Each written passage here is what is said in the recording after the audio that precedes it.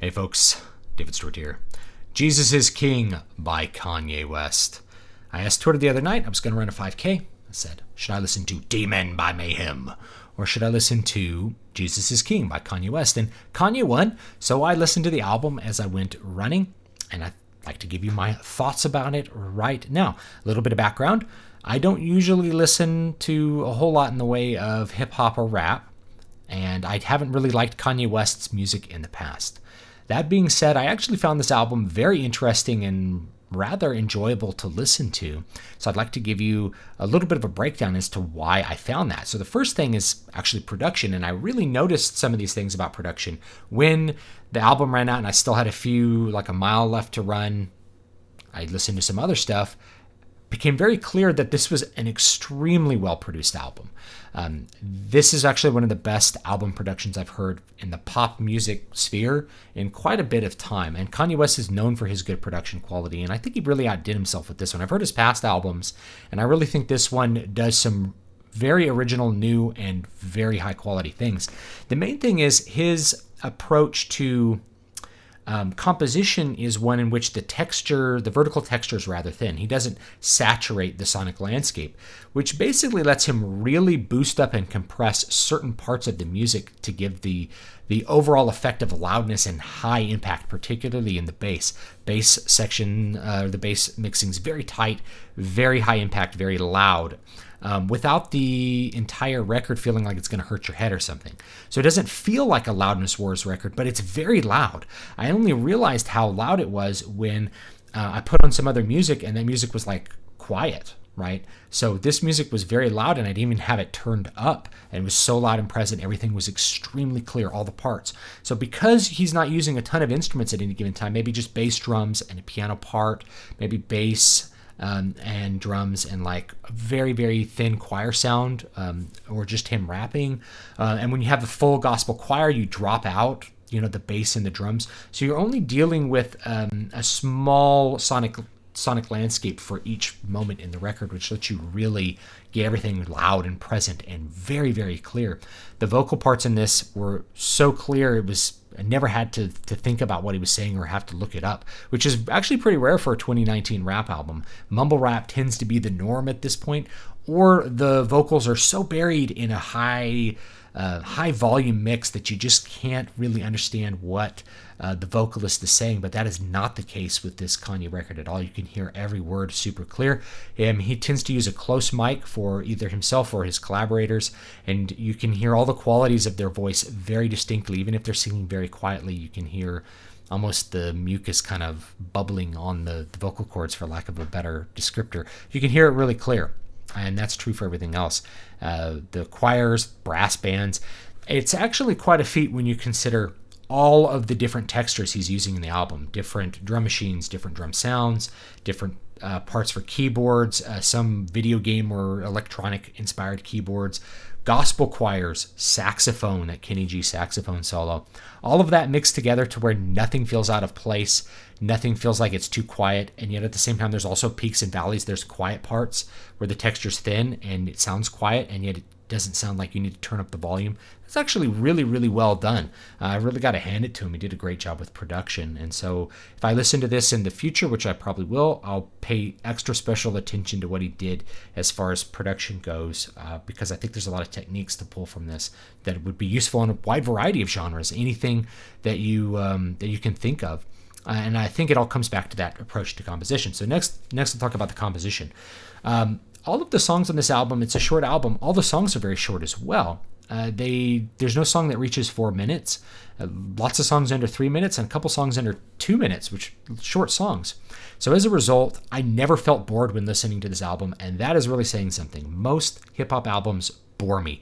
That is the most harsh criticism I can generally give to music, and why I don't listen to a lot of hip-hop or rap is that I end up finding it boring. There's too much repetition, too much of the same texture, but Kanye doesn't do that.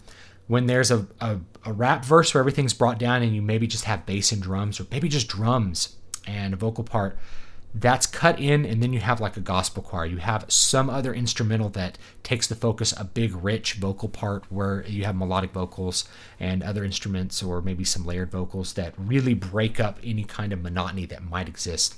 constant turnover of the drum parts. Nothing really feels repetitive at all. And anytime that there is a certain amount of repetition, maybe they stick on a keyboard riff, quickly changes to something else entirely. So you just never really get bored of this album. And I think the shorter compositions contribute to that. He doesn't have any song outstay its welcome. He doesn't make any song be louder than it needs to be. Everything feels like it's edited down to its base properties, and you just have what matters in the song. Likewise, the compositions are pretty original for this sort of genre set, which includes, it's a rap album or a hip hop album that's Christian and also crosses over into gospel territory. So there's a lot of elements that exist in this hip hop album, and that I think enhances the compositional elements. The compositions don't just include, his choice of chords or melodies, but also his choice of instruments. What drum machine he was using, what drum sounds he was using, where the tessitura of the voice is going to be, the inclusion of a choir, brass, all this sort of stuff goes into composition as a total element. Something that is often ignored by composition students is instrument choice, and there's a whole lot here. So I did enjoy the compositions. Now, lyrically, this is a gospel album, and I think that's what is upsetting some fans, is that it's full bore Christian, and there's no pulling punches on it. Absolutely every message on here is, I think, in line with the things he's been saying over the last couple of years, and is very dedicated towards the Christian message. I enjoyed that, and I don't usually enjoy pop Christian stuff. So I don't like contemporary Christian music. I don't like contemporary Christian worship music. I generally don't like most gospel music, if I'm being honest. But because this is presented in such an original way, and it feels so much more honest, I guess, than, say, Christian rock does, I ended up enjoying it a lot more, and I ended up liking the message a lot more, and I liked the lyrical direction quite a bit more than the standard stuff. It's kind of weird that you need like an ultra pop star to come out with an explicitly Christian record, and it's like the biggest rebellion ever to do that. Not only that, but it has the biggest impact because they're always, whenever I listen to, say, like contemporary Christian music or Christian rock, there's always like a slight disturbance within it, that it doesn't feel very honest to me. That's the best way I can put it. It feels like such a product. And in this case, this product is such an expression of Kanye West's self. Like, he's so in control of what he does. It just speaks much more honestly. I felt like all of his words were more honest. He even complains about Christians not accepting him in some places.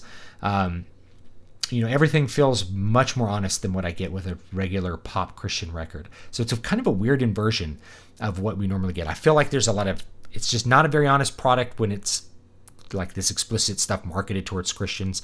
But then the pop artist comes out with this and everybody hates him for coming out with a Christian record, and yet it's so much more honest and has such a bigger impact than what it normally would. I ended up enjoying it. I ended up enjoying the gospel message that was on it. I thought it really was quite original compared to what I normally hear from him or from the hip-hop genre in general. So performances, I don't know what to say quite about performances. I'm not going to give a number rating. I would say this is probably like a 10 out of 10 production if you want to hear something that's super outstanding production. I'm not sure where to rate the compositions or performances. There's so much stuff here that's maybe samples or collaborations. It's hard to track down just what performance means in this because it's so directed towards the production. So I'll skip giving those a rating and just talk about the general effect I thought was very good. All those things combined to produce a good effect. And I actually ended up enjoying it, and I was really surprised that I enjoyed it. Very surprised. This album also is somewhat schizophrenic. It's so diverse. And in some cases, songs just end in weird ways, or like it ends with like Chick-fil-A and like these goofy moments that exist in the middle of this very serious and honest album. The goofiness is part of the honesty, is what it feels like. It felt very honest. That's the general effect there. It felt like Kanye really doing something that he felt compelled to do, which probably drives everything he does at this point. So it's very interesting. I guess you can give it a listen. You can give me your opinions down below. Like I said, this is not my usual genre that I listen to, nor is Kanye West an artist that I particularly like, but I ended up liking this album despite all that, including that Kenny G solo. Sounded really good. Kenny G sounds really good on this. And any of my friends that are watching that are Kenny G haters, that's too bad. he did a great job on this album. So I'll see you guys next time.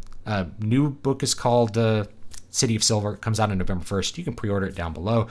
Make sure you join my mailing list, dbspress.com/list, if you want to get on the mailing list and get that book a little bit early and a little bit free. Get it free if you're on my mailing list. This will be the first of a hopefully rather long series, and I'm looking forward to working on it. So I'll see you guys next time. Let me know what you think. I'm interested in. Somebody maybe hated it. Yeah, let me know why. See you next time.